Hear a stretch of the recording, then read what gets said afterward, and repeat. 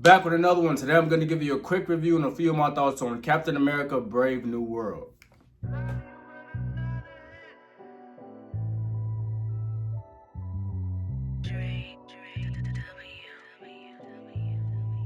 Captain America Brave New World is directed by Julius Onah, who directed The Cloverfield Paradox in 2018 and Loose, which came out in 2019. Brave New World stars Anthony Mackie, Harrison Ford, Danny Ramirez, Giancarlo Esposito, and Carl Lumbly. I won't name anybody else because I don't want to spoil anything. So Brave New World is the new Captain America movie starring Anthony Mackie as Sam Wilson. If you remember at the end of Endgame, Steve Rogers goes back in time to live his life, become an old man. He passes the mantle down to Sam Wilson. In the Disney Plus series, The Falcon and the Winter Soldier, Sam fully steps into his role as Captain America, and here we are. So to give you a brief synopsis of the film, after Sam Wilson has been Captain America for a little while, he soon finds himself in the middle of an international incident after meeting with President Thaddeus Ross, played by Harrison Ford this time around. So he has to find out these true motives from these unforeseen masterminds. One of the things I like most about the Captain America franchise is the whole spy espionage aspect of these films. You get the politics, you get the questions that are going to take a certain amount of digging to find an answer, and then the questions that have answers that aren't so pretty, like who's behind this, who's really behind this, who's the one that's really pulling the strings. So I always appreciate that type of stuff. It draws me into the story. Going into the film and based on the trailer, I had a couple things on my mind. One being, we all know and love Steve Rogers, Captain America. So my main concern was, can Anthony Mackie, Sam Wilson make Captain America his own? Like he has some pretty big shoes to fill, and I just don't want him to have to live in Steve Rogers' shadow. So it's like, let's see if you can pull it off. Let's see what you can do. I think the other thing for me was, will it be more than just an action movie?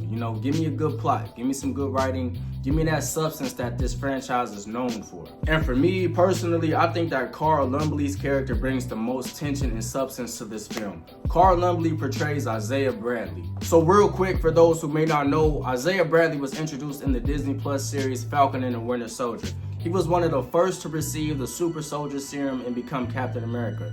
He is a Korean War veteran who was betrayed by the US government and thrown in jail for 30 years, where he was unwillingly subjected to forced experimentation by the US government and Hydra. So with that being said, his story isn't a pretty one. He didn't have the luxury of the whole Captain America parade, bells and whistles and shit. Like, his story is rough, it's unjust, they did him bogus. Framed and thrown in jail for 30 years being experimented on by the government and Hydra. That's not something that you just forget, and that sticks for him mentally. You can see it on screen. So his character brings a certain level of seriousness, depth, and pain to the movie. I also think it's funny, like, there's certain things in this movie that take place and they think he's just an average old man. He's not an average old man. He's taking the Super Soldier Serum. That's a super soldier. He's strong as hell. He will beat your ass. So it's just... Nah, it's just funny seeing certain things take place in real time. Like, they think he's just an average old man. Nah.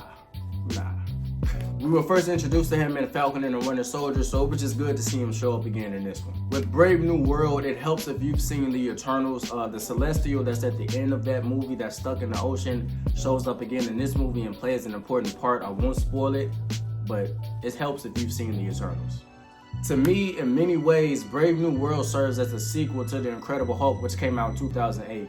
I won't say exactly how because I don't want to spoil it, of course, but they pull a lot from that movie and other MCU films as well. So they're tying that loose end together, tying this loose end together, and pushing things forward for the next few phases of the MCU.